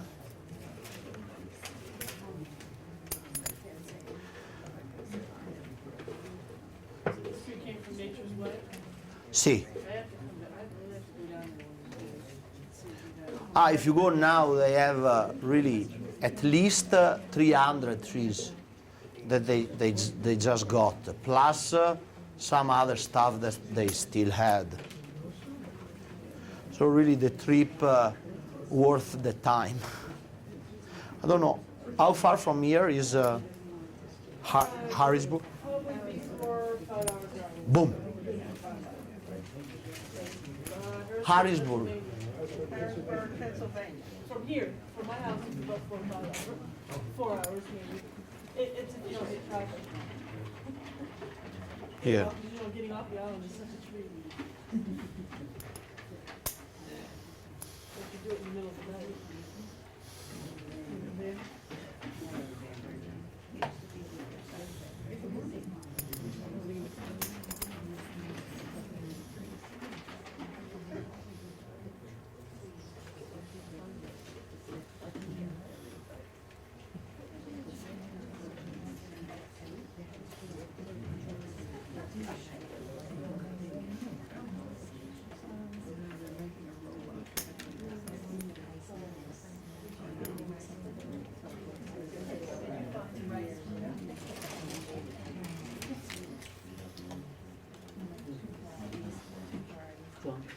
On a big tree, Mauro, how many hours do you spend? Depend. Really, today, for example, I had this nice little Rocky Mountain juniper, but obviously the tree had a lot of small ramification. I'm kind of a really fast wire, but took me, let's say, 4 hours to finish the tree. But on some of my trees, for example, I just before coming into US, I refined a juniper for the Italian National Show that will be in first week of May, and took me, I counted because it was a kind of a race with my students, took me 12 hours to get everything fine wired and shaped. You know, no. You know what? I really love wiring, and is something that really relaxes me because I don't have to think. My mind is in other ways. I mean, I listen music, I talk with a mobile phone. In the meantime, I wire. So really. As you see, I can keep talking with you and relating with you because it's something that for me is very, very natural. And eventually I feel with the few little rules that I told you, my wire is coming so much easier, and I really don't have to think. And how many years you been doing it? I do bonsai for the last 24 years. I'll be dead. But I have not wired all days on the last 24 years, so it's not so bad. Do you think your engineering background helped you? Architect. For the issue about proportions and lines, spaces, maybe yes. For actually, the design, in my opinion, you have to try to build kind of a personal library of image, and then when you work on the tree and you see the feature of the trunk and the position of the branch, to me is something that comes naturally because I'm so used to design trees that when I see a tree, I already figure out the different possibility that I have, but I feel that my capacity on doing that is done that because since I was a child, since I was very young and I started doing bonsai, I was really always very hungry to buy bonsai magazine, bonsai book, finding bonsai picture on internet, and I have a very good visual memory. So probably, that is the plus that gave me this capacity of designing trees. I know. Amazed you remembered me from a year ago. Almost a year ago. Yeah, no, but I have a very good visual memory. But you do a lot of workshops. And I do, yeah, but for example, today I was at Shenhua place, or the other days I was in other customer place. Now I'm able to tell you exactly where the trees are in the position in the garden. So not the little stuff, but the good thing that capture my mind. I really know where they are. And I was always very good in memorize. When I was studying at university, for example, it was funny, I was remembering the position of the picture of some architecture in the pages of the books. Then I lost everything. For example, if I don't use it, it's gone. So let's say I remember your garden for 5 years, and then everything goes. So almost everything is wired now. Just need a couple of pieces of small wire there. So what would be your advice to someone who's Who picked this tree? Okay. Or dwell over that tree? Put this tree in a nice sunny place with good ventilation. Give the good amount of water. Don't water the tree when you see that the surface is still moistured.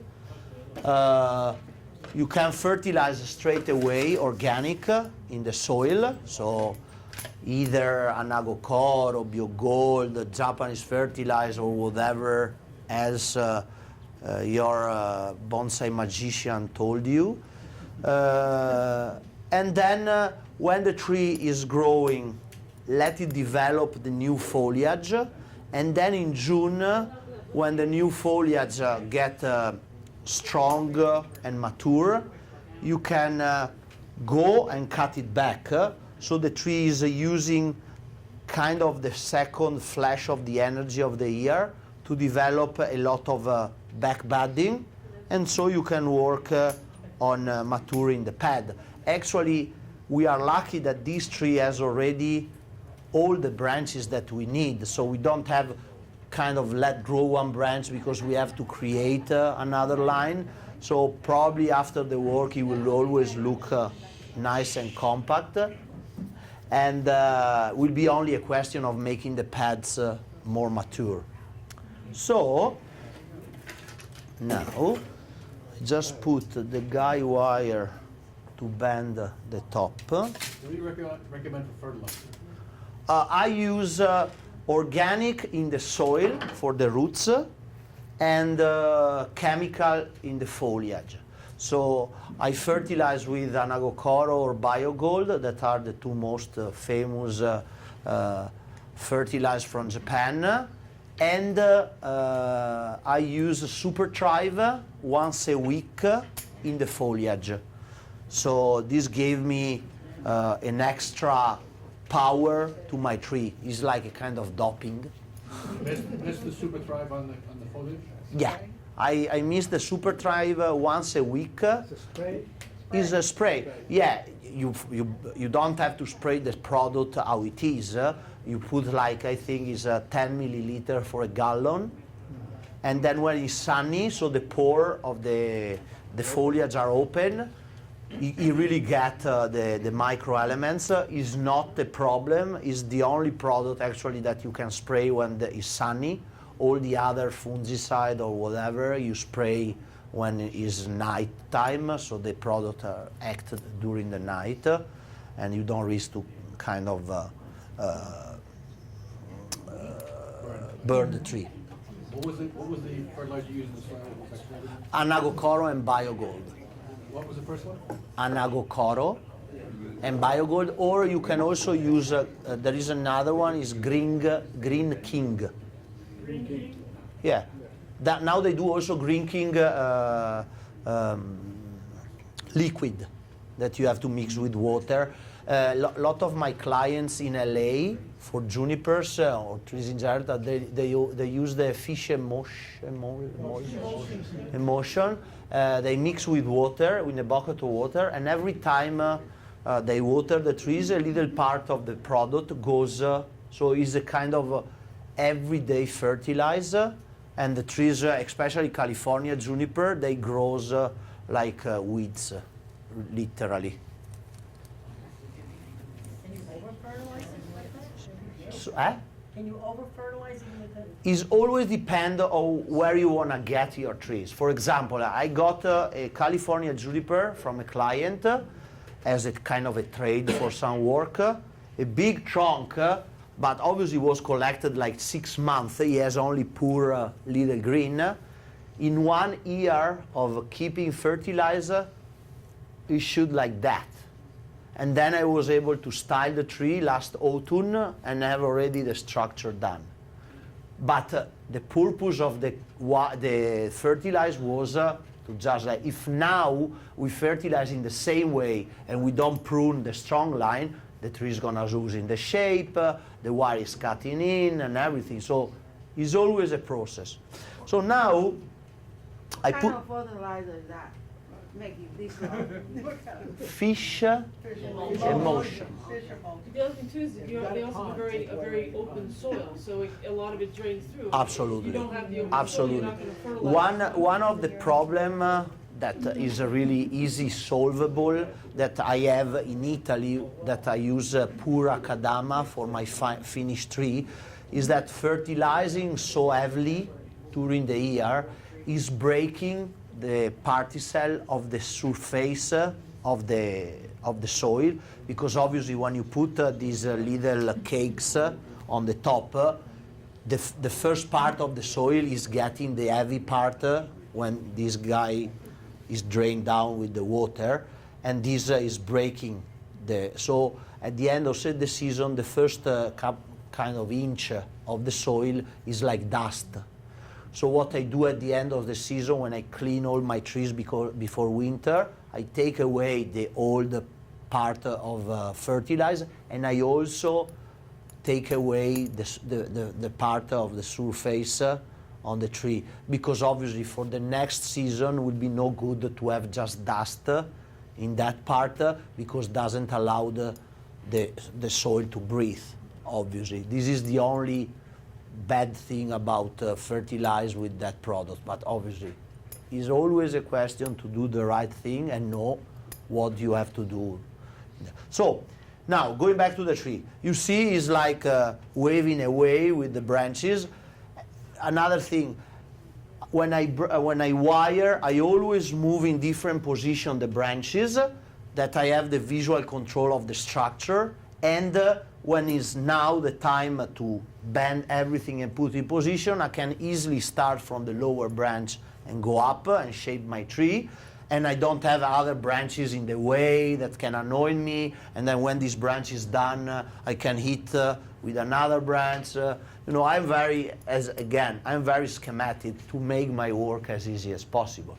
So I have to work in this side, so I will try, and we start to make and give you the position of the first branch, that will be the lower part of my triangle. We know that we are always working with this hypothetical triangle for the vegetation.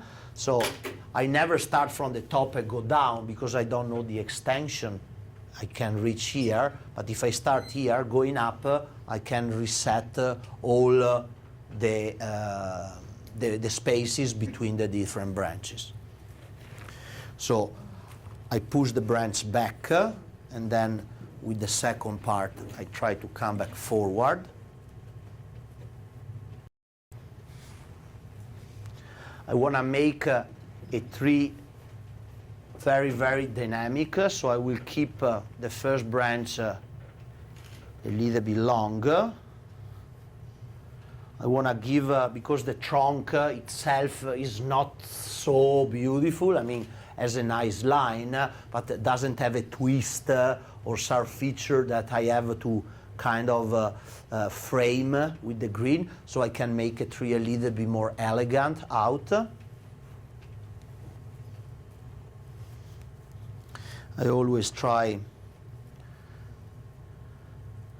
to move my branches. As I said, some of the guys that are out of shape I can cut back.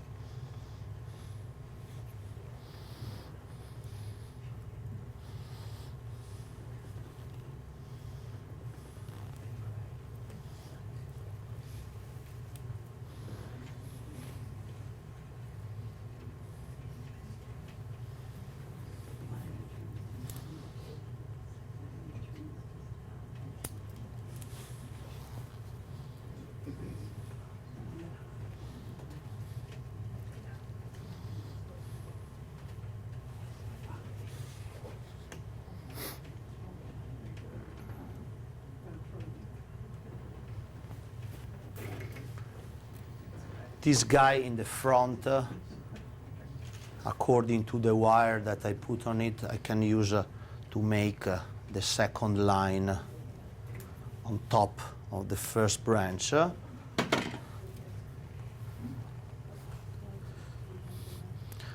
So having this part of green in this position can make and help me on the communication between the lower branch and the top.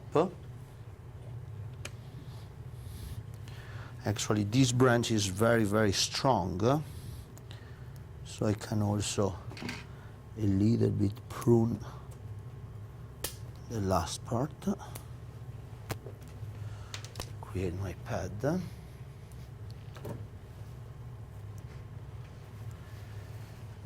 Now I need to push back because this guy is very far away. I need to have kind of my second pad in this position. So this I can use for the back, and I can push all the branch back and come forward.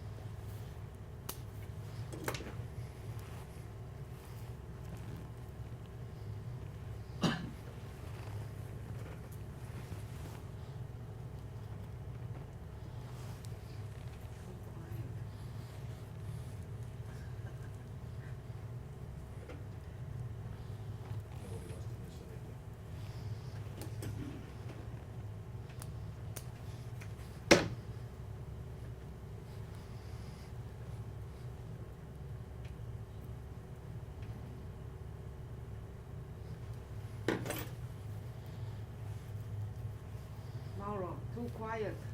Can you sing for us? Who, me or the tree? Either one. We're busy watching your genius at work.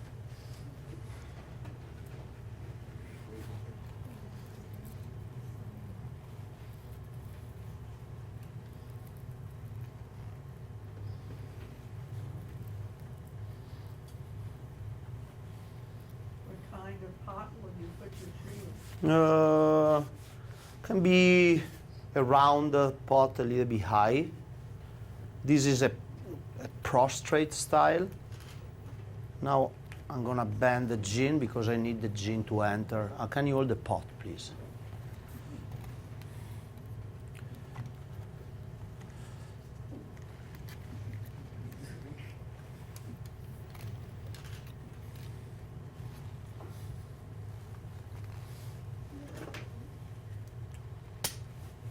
Put anything to preserve it or Preserve the gin? gin, yeah. When the gin will dry out, you just have to give the some lime sulfur on it, and it will be perfect. How long would it take to dry out? Couple of weeks.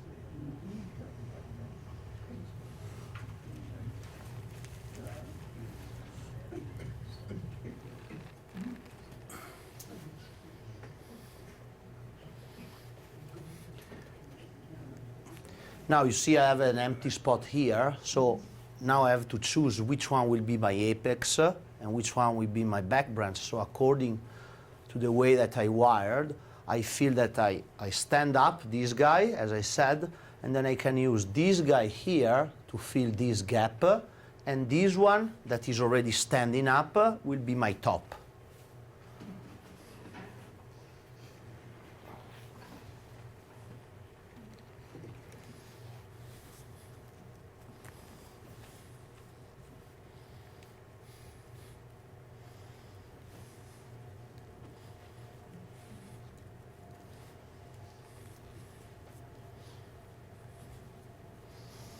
So what we have to obtain, especially from a first styling, is that all the branches get a nice amount of light. We don't have to have branches shading other branches. And basically, we have to try to create a structure. So using the structure that we was able to create, then we can fill all the pads and also try to push the tree a little bit back because some parts are a little bit too much outside. But as I said, I want to keep them to get the tree strong. So as you see, even when I trick around the branch like this, I try always to play with the way that the branch was wired, so I can have the wire working with me and to put the branch in position, especially the top. I have to bend it because I need to short it, and in the meantime I forget to wire a little branch, and in the meantime I need to create the top of my triangle.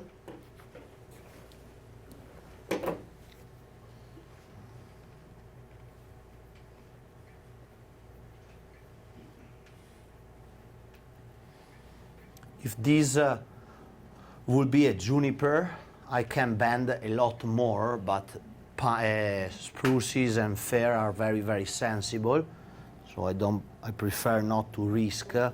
And then in a second time, it's just a question of pushing some of the lines a little bit back and making them compact. But I can still create a nice round apex.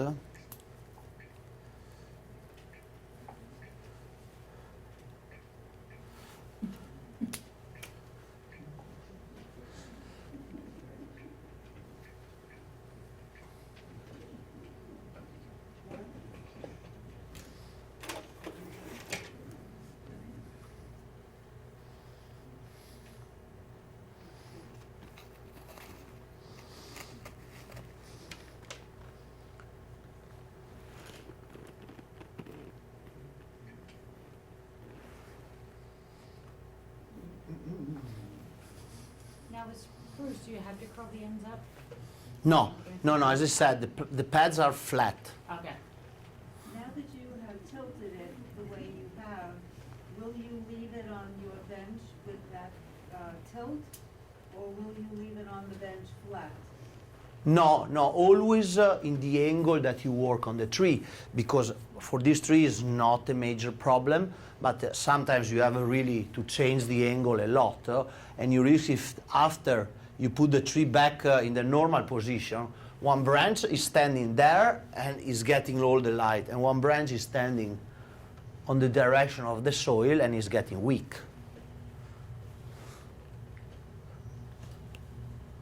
Would you recommend repositioning it in a pot this time of year?